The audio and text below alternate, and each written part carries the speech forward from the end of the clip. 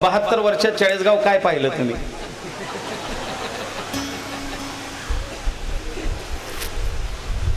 है ना?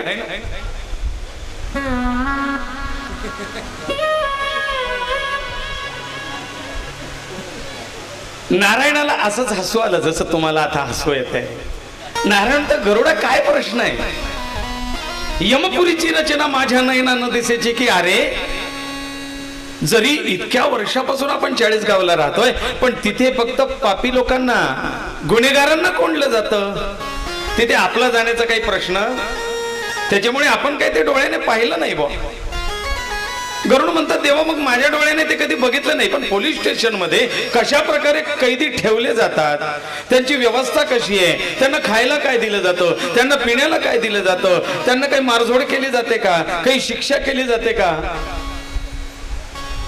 हे सगळं मला जर समजून घ्यायचं असेल, अभ्यासाचा भाग आहे, तर मग ते कसं काय कळावं मला? बरोबर आहे. मग गरुड म्हणतात देवा असं या यमलोकीची रचना कशी आहे? जे जीवात्म्याला तिथे घेऊन जातात मग त्याच्याबरोबर काय केलं जातं, त्याला काय खाणं पिणं दिलं जातं, त्याला मारटोक केली जाते का, त्रास दिला जातो का, त्याच्याशी व्यवहार कसा होतो, हे सगळं मला ऐकायचं आहे. कारण आजपर्यंत मी काही एकदाही तिथे गेलो नाही. नारायण म्हणतात गरुडा अरे आपण अमर आहोत, अमर त्या यमलोकी जात नाही. मग देवा तिथली रचना आणि तिथलं कार्यप्रणाली कशी काय चालते सगळं तर तुम्ही करता करविता आहात ना. मग हे डिपार्टमेंट काही वेगळं आहे, इथे तुमची सत्ता नाही का? नारायण म्हणतात हो माझीच सत्ता आहे, पण इथे माझं दुसरं स्वरूप आहे. बघा सरकारी ऑफिस तिथे 2-3 आहेत. एक तहसील ऑफिस, तिथे जे असतात कार्यकारी दंडाधिकारी, एक दंडाधिकारी, एक न्यायालयातले न्यायाधीश है ना, आणि पोलीस स्टेशनचे मुख्य अधिकारी, यांचे जणू काही अधिकार सारखे असतात. मग गरुडाला नारायण सांगतात गरुडा त्या ठिकाणी मी वेगळ्या रूपाने काम करतो, इथे माझं स्वरूप वेगळं आहे, तिथे माझं वेगळं स्वरूप आहे.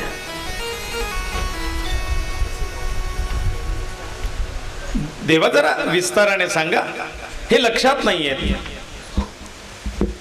बरं ऐक. जेथे पीडती पापी जन,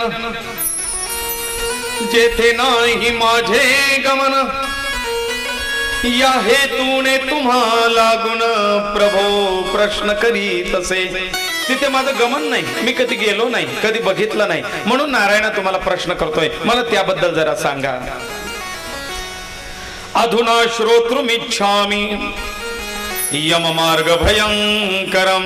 कशी ते यमनगरी भयंकर, त्याबद्दल मला ऐकायचंय, मला सांगा.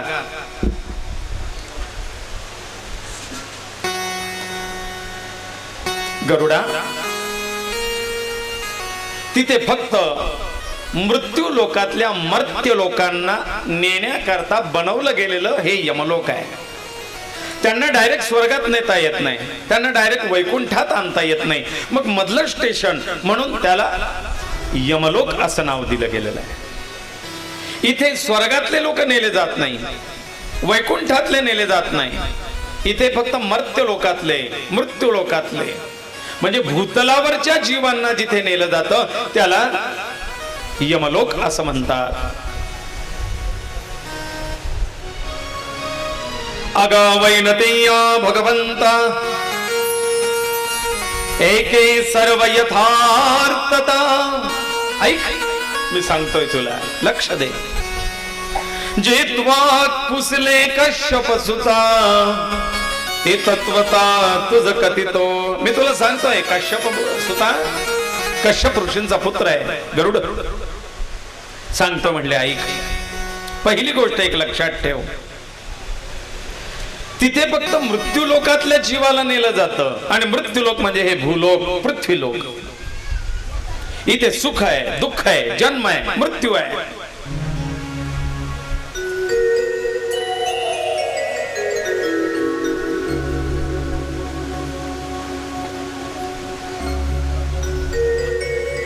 दुःख याची कारण आहेत. पहिली गोष्ट, जो शास्त्र संमत मार्ग सोडून वागतो तो दुःखाला कारण होतो. दुःख कोणाला होतं? जो शास्त्र विरहित वर्तन करतो त्याला दुःख होतं. दुसरी गोष्ट, जो कुठल्याही गोष्टीचा अतिरेक करतो त्याला दुःख होतं. अति जेवण केलं पोटदुखी होणार, अति गोड डायबिटीज होणार, अति मीठ बीपी होणार, अति कष्ट लवकर सांधे घासले जाणार, अति सुस्तता रोग शरीराला लागणार. कुठलीही गोष्ट अति सर्वत्र वर्जयेत, अति सर्वत्र वर्जयेत, अति करू नये. आणि म्हणून अतिरेक आला की दुःखाला कारण आलं. मग अति प्रेम, अति शत्रुता हे सुद्धा दुःखाला कारण आहे. अति बोलणं, अति नम्रता,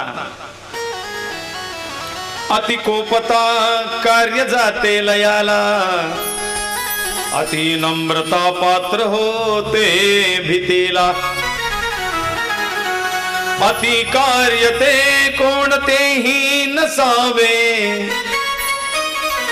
सारे काही प्रमाणात असावे.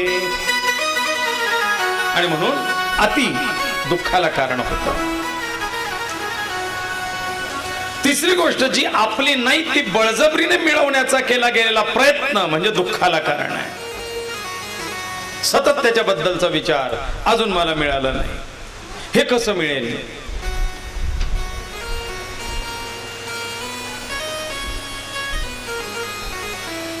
जसे दुःखात देवाची आठवण होते तसे सुखात आठवण होत नाही म्हणून दुःख होतं. कलियुगातल्या लोकांना सहनशीलता राहिली नाही म्हणून दुःख आहे. दुःखात कारण सहनशीलताच नाही, सहन होत नाही. मग ताडकन काहीतरी निर्णय घेतला जातो आणि दुःखाला कारण होत आहे.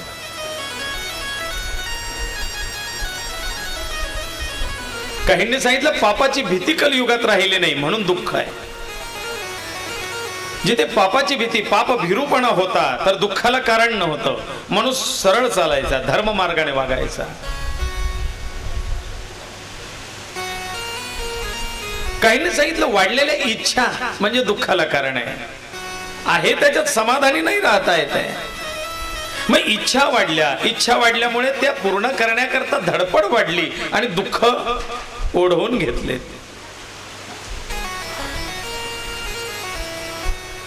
काही म्हणतात नाही, कर्तेपणाचा अहंकार आला म्हणून दुःख आहे. ज्याच्याजवळ अहंकार नाही त्याला कसलं दुःख. खाली बसला तरी दुःख नाही, अपमान झाला तरी दुःख नाही, दारिद्र्य आलं तरी दुःख नाही. काहींनी म्हटलं नाही, परमेश्वरा वाचून इतरावरती ठेवलेला विश्वास म्हणजे दुःखाला कारण.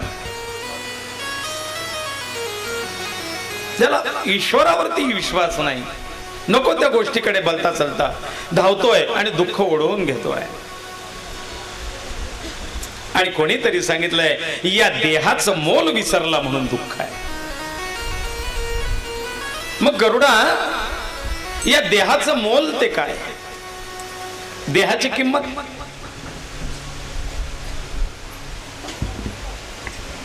कारण प्रत्येक जीव, भगवान श्रीकृष्ण गीतेत सांगतात, कर्मानुबंधीनी मनुष्य लोके. प्रत्येक जीव कर्म बंधनाच्या बंधनाने बांधलेला येतोय. जन्माला येण्यापूर्वी पोटात त्या नाळेच्या वेड्याने वेढलेला होता म्हणजे बंधनात आहे. आणि जन्माला आल्यानंतर सुद्धा बंधन आहे. लगेच कोणी पुत्र बंधनात आहे, कोणी भ्रातृबंधनात आहे.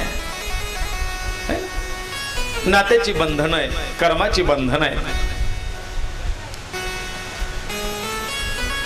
आणि अशा प्रकारे हा मनुष्य आपल्या देहाचं मोल विसरला. अनमोल देह प्राप्त झालाय, अतिशय दुर्मिळ होता. याच्या पूर्वी तर ब्रह्मदेवांना नारायणांना किती प्रयत्न करावे लागलेत. एक केले जलचरे, एक केले भूचरे, एक केले खेचरे,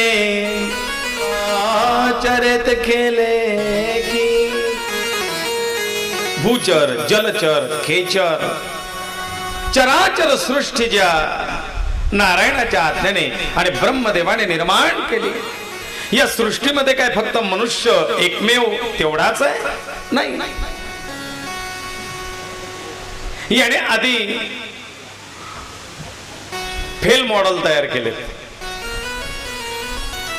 देवाने डायरेक्ट हा देह परफेक्ट मॉडेल नाही तयार केलं. चुका प्रत्येकाकडनं होतात, पण चुकांमधून सुधारतो तो मनुष्य. ब्रह्मदेवाने मॉडेल तयार करताना जीव तयार करायचा, देह द्यायचा. देह दिला, जीव दिला, त्याला पाय इतके दिले तितके दिलेत. 2-4 मोडलेत, तोडलेत, तुटलेत तरी फरक पडणार नाही.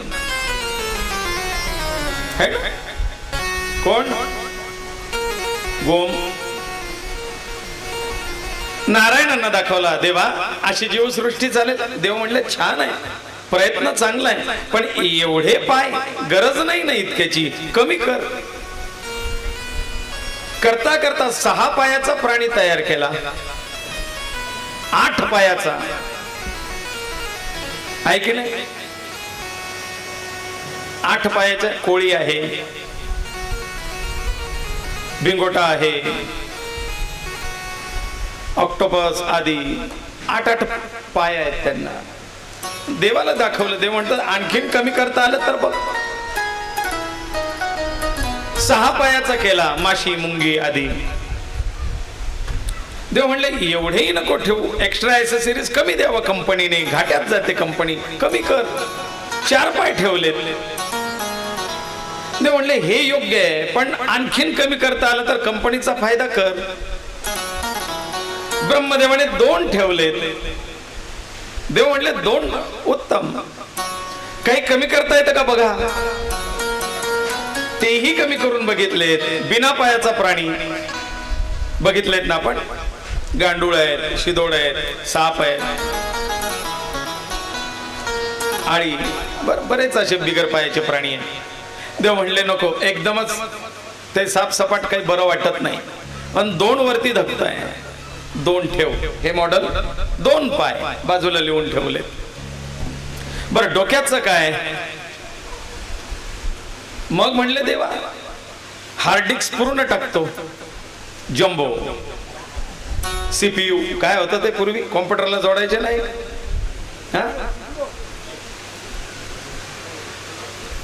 मोठा तो बॉक्सच ठेवावा लागायचा कॉम्प्युटरच्या जवळ. असा बॉक्स ठेवला ब्रह्मदेवाने, एवढं मोठं डोकं. देव म्हणले अरे हे जड होईल ना, जागा एकतर कमी मिळते, ऑफिस छोटे छोटे असतात, एवढं कुठे सांभाळायचं, थोडं कमी कर. मग तो डेस्कटॉपचा नंतर मग फ्लॅट आला कॉम्प्युटर. टीव्ही असा लांब होता, नंतर मग मग छोटा आला, पुन्हा मग स्लिम झाला. तसं त्याने सांगितलं थोडं कमी करणार. एवढ्या डोक्यावाला कोण? हत्ती. देवण म्हटलं छोटं कर. मग घोडा, गाय, गाढव आदी सारखं छोटं तयार केलं. ठीक आहे, काय हरकत नाही, कारण पूर्वी त्या डोक्याला मान अशी लांब करून दिली होती, झेब्रा, जिराफ सारखी, उंट. ते एवढं डोकं काही सांभाळलं जात नव्हतं. मानही कमी करून टाकली, डोकंही कमी करून टाकलं, साईज कमी केली. मग ते गाय, घोडा, गाढव, झेब्रा यांच्यासारखं. देवानं सांगितलं ठीक आहे, मान, डोकं परफेक्ट आहे, आणखीन कमी करता आलं तर बघा. मग आणखीन छोटं केलं, लॅपटॉप तयार केला, त्याच्यातच मेमरी स्टॉक दिला, रॅम त्याच्यातच दिली, 1 किलो 400 ग्रॅमचा मेंदू एवढ्याच्या डोक्यात दिला, त्याची कॅपॅसिटी फार वाढवून दिली. एवढ्याचं काम एवढं करताय. देव म्हटले ठीक आहे, याच्यातून काही कमी करता येईल का? मग बिंडोक प्राणी तयार केला. कोण बरं? नाही, खेकडा.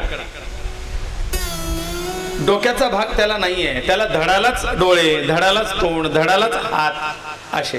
तुम्ही मानवाला का बदनाम करता काही समजत नाही.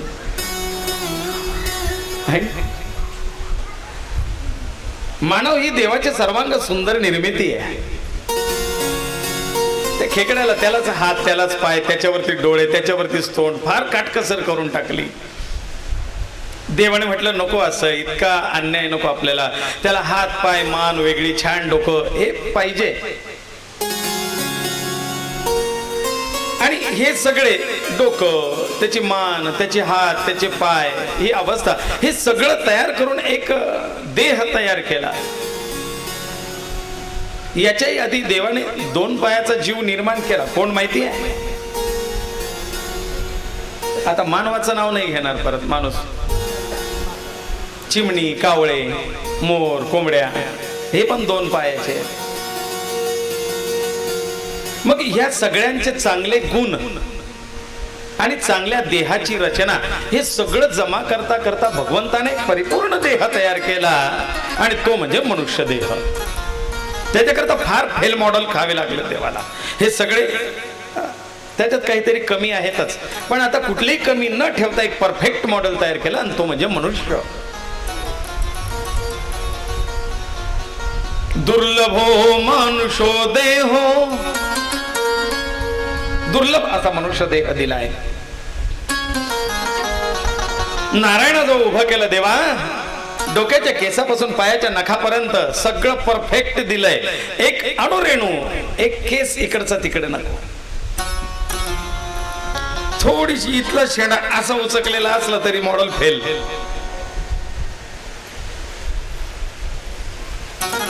एक डोळा खाली, एक डोळा वरती असं दिलाय का?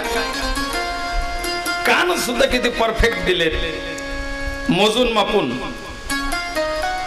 ते जर ब्रह्मदेवाने एक कान इथे मागे, असे मागे कान दिले असते तर चाललं नसतं का? काय ते समोर उगाच प्रदर्शनी, शोरूमला नको आहे, ते गोडाऊन मध्ये पाहिजे बुवा, कानाकोपऱ्यात.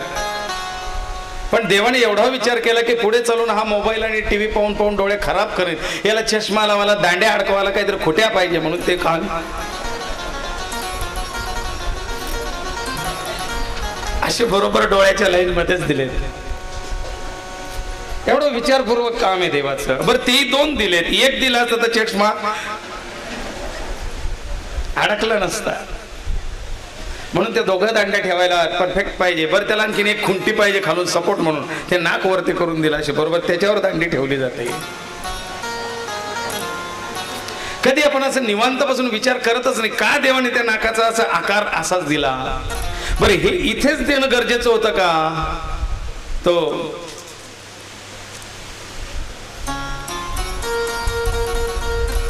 नाक काय त्याच वाज घ्यायचं काम, आणि सर्दी येते त्याला, त्याच्यापेक्षा ते काण्या कोपऱ्यात मागे पुढे इकडे तिकडे दिलं असतं. पण ते इथेच का? हा म्हणजे चेकपोस्ट नाक आहे म्हणून त्याला नाक नाव दिलं. आपल्याकडे नाका आहे, नवीन नाका, जुना नाका, खर्चही नाका. त्याला नाका नाव का दिलं? नाका म्हणजे चेकिंग होते म्हणून त्याला नाका नाव दिलं ह्या नाकावरतून. कारण हे चेकिंग करतं, आलेला घास खाऊट आहे. पहिली चेकिंग इथेच होते, ते पुढे जाऊन सरकूच देत नाही.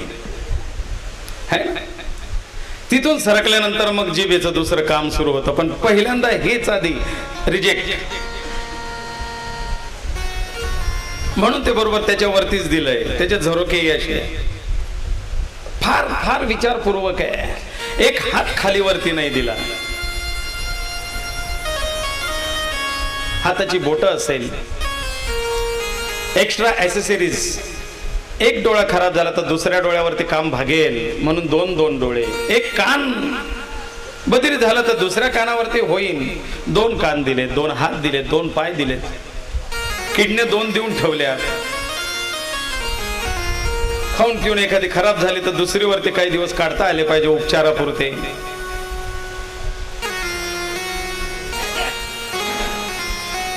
फुफ्फुस 2 दिले, जीभ मात्र एकच ठेवली. ती 2 दिली, तिला छोटीशी करून टाकली. तिला काही बाहेर येऊ द्यायचं कामच नाही ठेवलं, कारण त्यांना माहिती ही एकच एवढी आगाऊ चालते. 2 दिल्या तर काय करलं बा, म्हणून हिच्यातला हाडपण काढून घेतलं देवाने, बिना हाडाची ठेवली.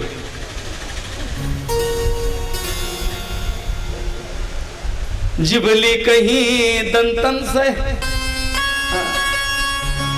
दंत कहे जिबली से, हम 32 तू अकेली माय. दात जिबेला म्हणतात, शिस्तीत राह बरं,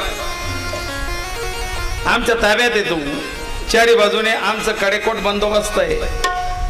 थोडस जर कटकन आमच्यात सापडली तर तुकडच तोडील. दात म्हणतात जिबेला.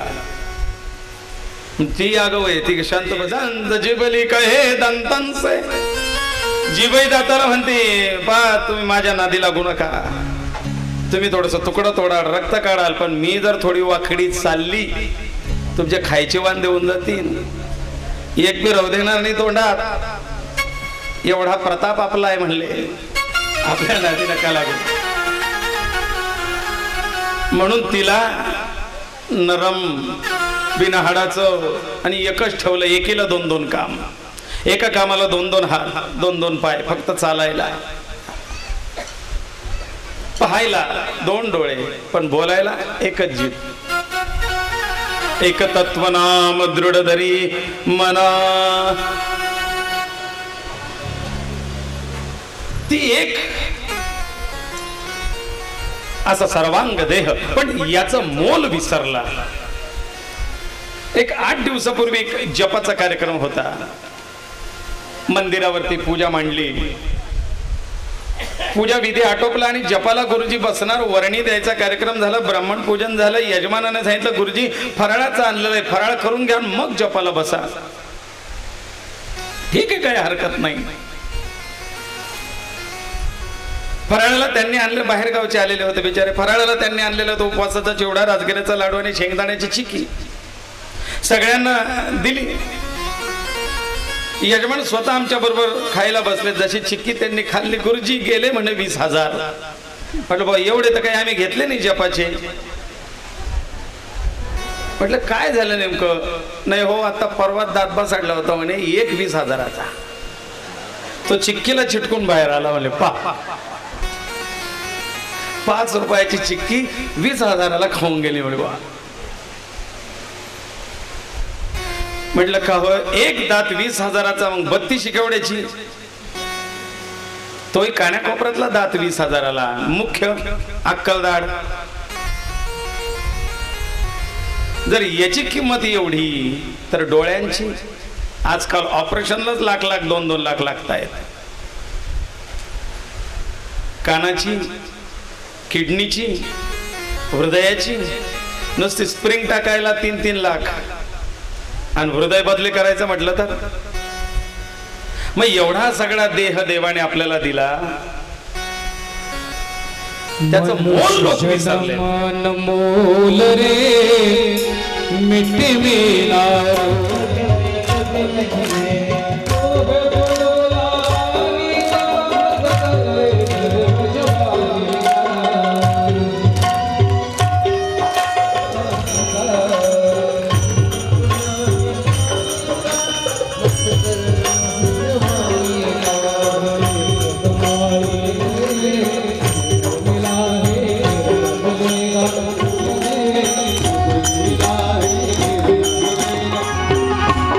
महादेव, ब्रह्मदेव, इंद्रदेव आणि महर्षी वेद व्यासांना ही कथा सांगतायत. स्वतः महादेव सांगतायत की जीवनाचं रहस्य आणि जीवनाचं मूल्य प्रत्येक जीवाने भगवंताचं नाम घ्यावं, तोच देखावा या ठिकाणी साजरा केला जातो.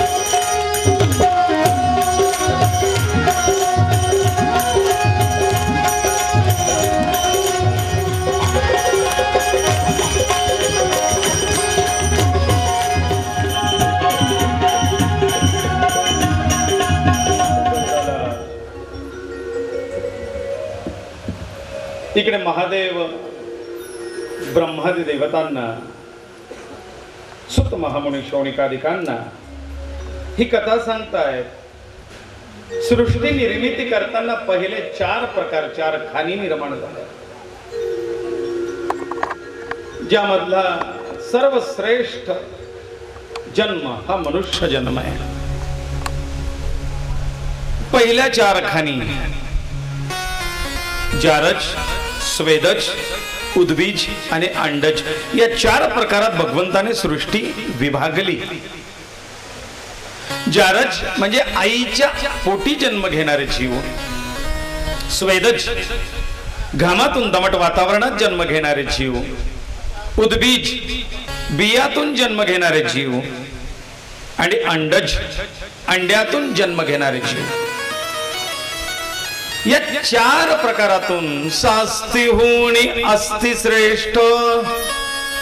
याच्यामध्ये सास्ती हाडावाल्या बिना हाडावाल्या प्राण्यांपेक्षा हाडावाले जीव श्रेष्ठ अशी एकापेक्षा एक श्रेष्ठत्वता दिली गेली. सूक्ष्माहुनी जो का गरिष्ठ, छोट्यापेक्षा मोठा जीव हा श्रेष्ठ समजला जाऊ लागला. त्याच्यानंतर आडव्या कण्यावाल्यापेक्षा उभ्या कण्यावाले श्रेष्ठ, पाठीचा कणा आडवा ज्यांचा आहे असे जीव त्यांच्यापेक्षा उभा कण्यावाले जीव श्रेष्ठ किंवा बुद्धिमान. ज्या प्राण्यांचा पाठीचा कणा जास्त वेळ असा उभा असतो त्या प्राण्यांची बुद्धी काही पट प्रगल्भ होते, विकसित होते. आणि म्हणून बैल, गाढव आदी अशा सतत अशा राहणाऱ्या प्राण्यांपेक्षा कुत्रा, मांजर, माकड आदी हे जे प्राणी जे असे बसून पाठीचा कणा सरळ ठेवू शकतात हे प्राणी बुद्धीने जास्त आहेत. आणि त्यातल्या त्यात सगळ्यात बुद्धिमान मनुष्य. आणि म्हणून आपल्याकडे वैदिक परंपरा जुनी ऋषीमुनींपासून ते कालावधीत शाळेमध्ये सांगितलं जायचं पाठीचा कणा ताठ, मुलांना सांगितलं जायचं का? कारण हे संशोधन हा अभ्यास होता की ज्याचा पाठीचा कणा सरळ असतो त्याची बुद्धी जास्त प्रमाणामध्ये विकसित होते, मेंदू जास्त कार्यरत होतो, स्मरण शक्ती, आकलन शक्ती जास्त प्रमाणात वाढते. म्हणून पाठीचा कणा जास्त ताठ ठेवावा. झोपून अभ्यास करू नये, झोपून वाचू नये, किंवा मग बऱ्याच मुलांना ते असं वाकून अभ्यास करायची, त्याच्याने स्मरण शक्तीला अडथळा निर्माण होतो, मेंदूच्या विकासात अडथळा निर्माण होतो. ही एकापेक्षा एक श्रेष्ठता गरुड पुराणामध्ये गरुडाला सांगितली गेलेली आहे. आणि म्हणून नारायण असं म्हणतात की गरुडा, या मनुष्याचे काही गुण मला आवडलेत, त्याचा देह मला आवडला, आणि म्हणून मी त्याला माझ्याकडनं काही 2 गोष्टी एक्स्ट्रा अधिक दिल्यात. एक म्हणजे वाचा आणि दुसरी म्हणजे बुद्धी. मी मनुष्याच्या बुद्धीचा विकास अधिक करून दिला, आणि दुसरं म्हणजे त्याला ते व्यक्त करण्याकरता वाचा दिली, जी इतर प्राण्यांमध्ये नाही. बुद्धी आहे पण त्याचा विकास नाही होऊ शकत.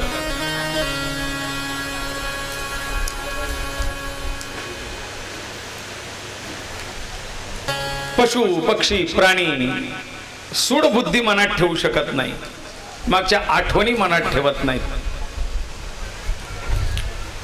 माणसाच्या बुद्धीचा विकास झाल्यामुळे त्याला ह्या सगळ्या गोष्टी सारासार विचार या करता येतात, आणि त्या व्यक्त करण्याकरता त्याला दिली ती वाचा.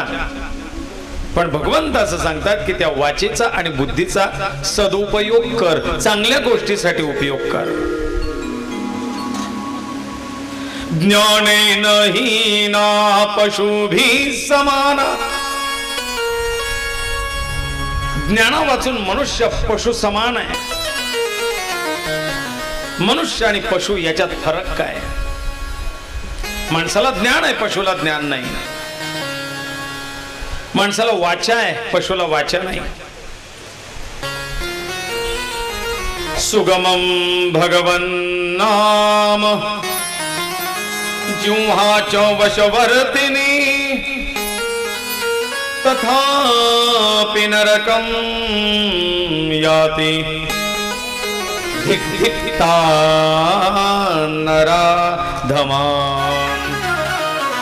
अरे जीभ ज्याच्या ताब्यात आहे तरी सुद्धा त्या जिभेने जो राम नाम घेत नाही, धिक्कार असो म्हणले अशा त्या नराचा. कारण जीभ ही फक्त खाण्याकरता नाही, नामस्मरणाकरता भगवंताने दिली आहे.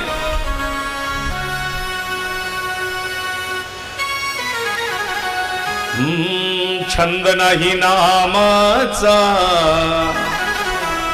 हा देह काय कामाचा.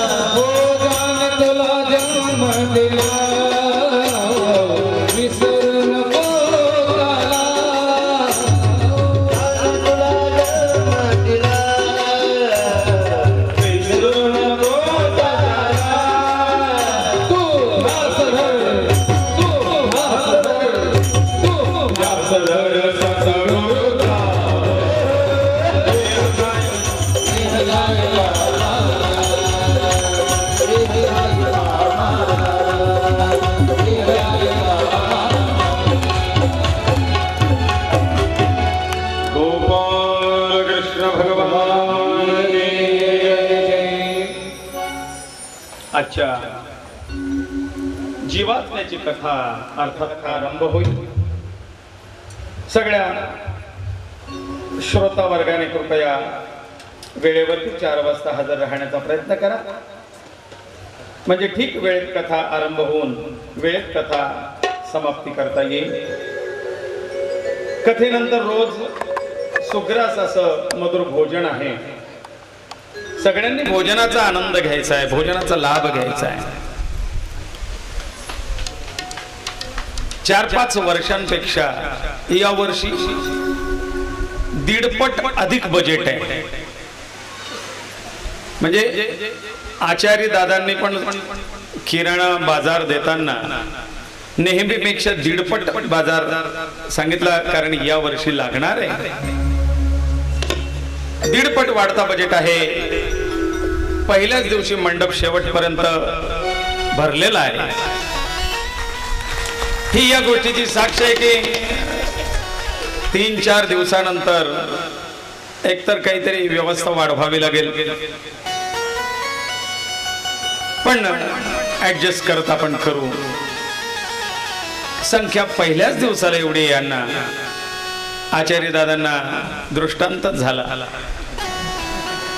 तर संख्या वाढली आहे, निश्चितच जागा मागच्या वेळी एवढीच आहे.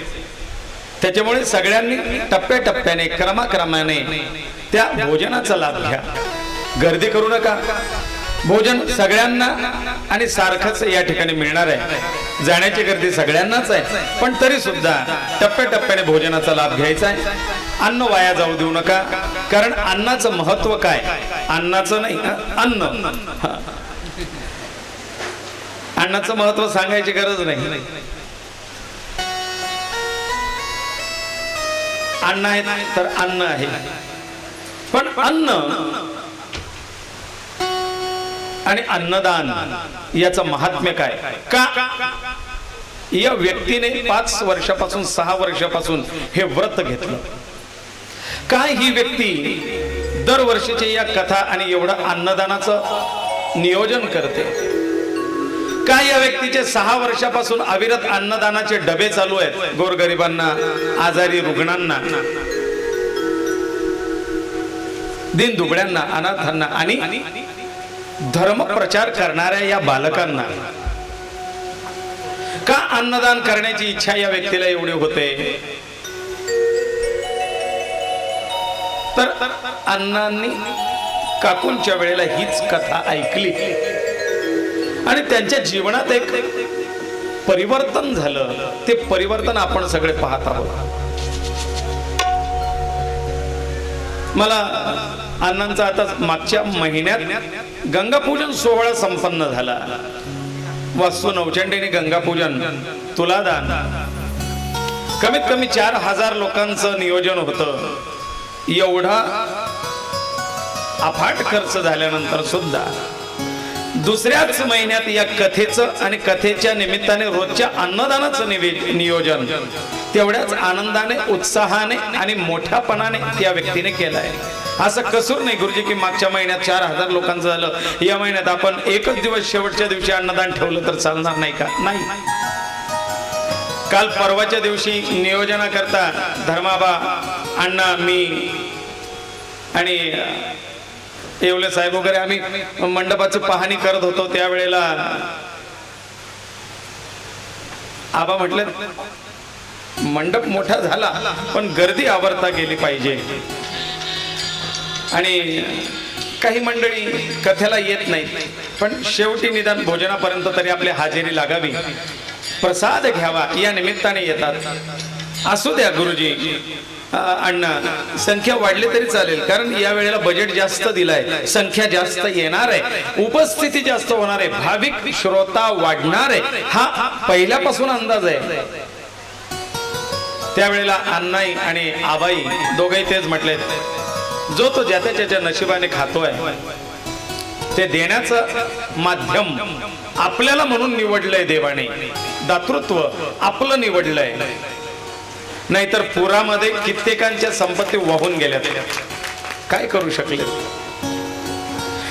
आपल्या हातून या पुरामध्ये आतोनात त्याचा फायदा जर कोणी घेत असेल, लाभ घेत असेल, अन्नदात होत असेल तर होऊ द्या, माझं भाग्य. असं बोलवून 4 लोक येत नाही, पण माझ्याकडे जर या वर्षी आणखी 1.5 वाढणार आहे तर लोकांना हे आवडतंय, आनंद घेता येतोय, या कथेचं महात्म्य त्यांना कळतंय आणि माझ्या हातून अन्नदान होत आहे. ते काय परिवर्तन, हीच कथा त्या परिवर्तनाला कारणीभूत आहे. त्या गंगा पूजनाच्या कार्यक्रमात मला काही लोकांनी विचारणा सुद्धा केली, गुरुजी अण्णांमधला बदल आम्ही आमच्या जीवनात पाहतोय.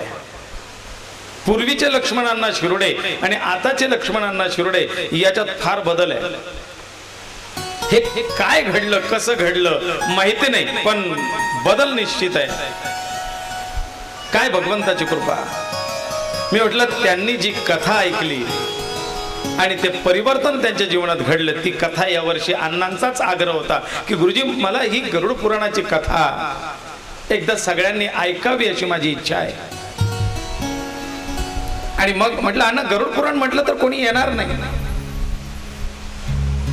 मग असं करू, फक्त गरुड पुराणच नाही, मी आणखीन त्याविषयी जास्तीत जास्त संग्रह करून तो देण्याचा प्रयत्न करेन. आपण कथा ठेवू, जीवात्म्याची कथा. आणि अण्णांच्या आग्रहाने ते ठेवलंय. त्या निमित्ताने बघा तो योग घडून आला.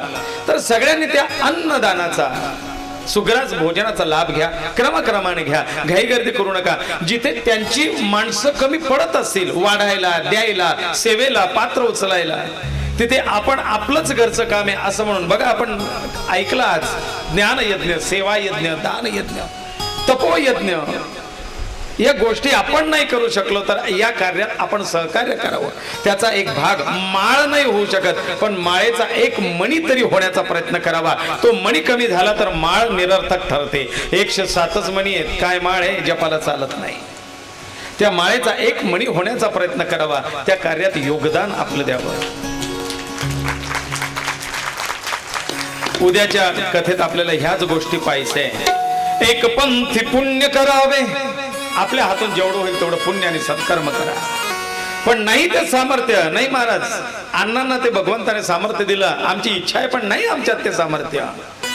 पुण्य कर्त्यासी सेवीत जावे, तर जो करतोय त्याला सहकार्य करावं. नाही दिंडीला पायी जाऊ शकत आहे पांडुरंग परमात्म्यापर्यंत, पण जे दिंडीमध्ये जात आहेत त्या वारकऱ्यांची सेवा करा. अन्न, त्यांना पाणी, त्यांची सेवा, त्यांची व्यवस्था. म्हणजे एक वेळेला दिंडी आपल्या दिंडीच आपल्याला घडली आहे. या पुण्याचा एक भाग, त्या दिंडीचा एक मणी आपल्याला होता येत आहे. म्हणजे आपण त्या पुण्याचा भागीदारी होत असतो. सहकार्य करा. हातोहात अन्न घेऊन त्या ठिकाणी भोजनाचा लाभ घ्या. हीच सगळ्यांना शिरोडे परिवारातर्फे नम्र विनंती. उद्या ठीक 4 वाजता कथा सुरुवात होईल. सगळ्यांनी वेळेवरती हजर राहा. ज्यांना आणखी ऐकायचंय त्यांना घेऊन या.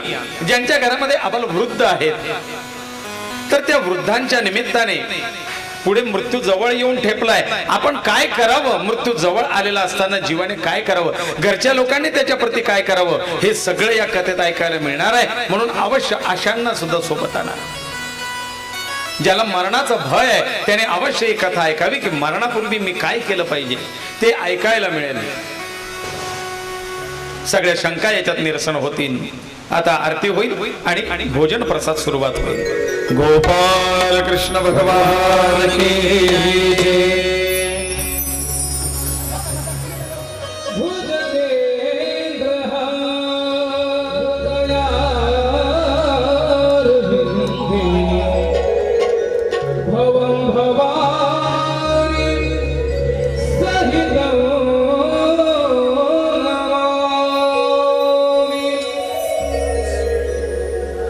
संकट भयनाशक सुखदा विजनेश आद्या गुरुवर वंद्या नरवार रमेश पाशांकुशधर सुंदर पुरवी आशा निज पदवे मुनि हरसे क्रांतीच्या पाशा. जय देव जय देव जय सुखकरमूर्ती गणपती हरि शिव भास्कर अंबा सुखमूर्ती तुझा वाढ आरती. जय देव जय देव सागर जाता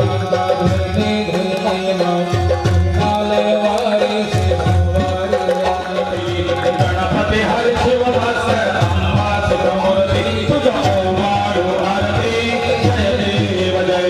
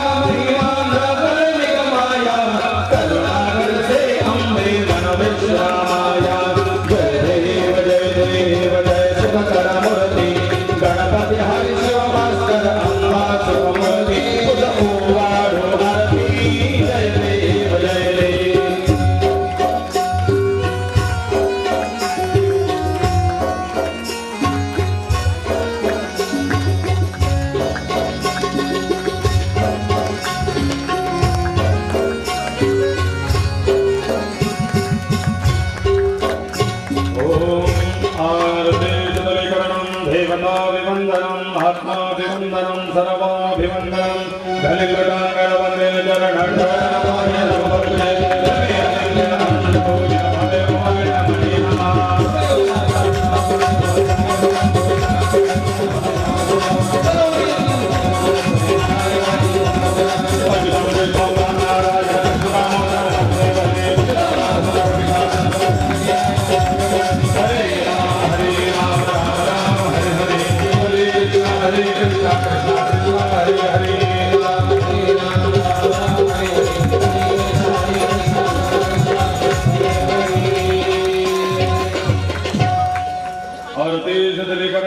सदा सर्वदा योगपूर्धागणो नको गुणवन्ता अनन्ता गुणायका ज्या ज्या ठिकाणी मनदाय माझे त्या त्या ठिकाणी निजरूप तुझे मिठे वितो मस्तक ज्या ठिकाणी तेथे तुझे सद्रूपाय होणी धर्माच्या करिता आमकरिता ऐश्वर्य हे लाभले आता धर्म सख्या तुझ्या घरीत असे हा देव तुझा असे सर्वे सुखिन संतो सर्वे संतो निराय सर्वे भद्राणि पश्यन्तु मा कश्चित् दुःखं गोपाल कृष्ण भगवान की जय श्रीमद् गरुड़ पुराण की जय हो।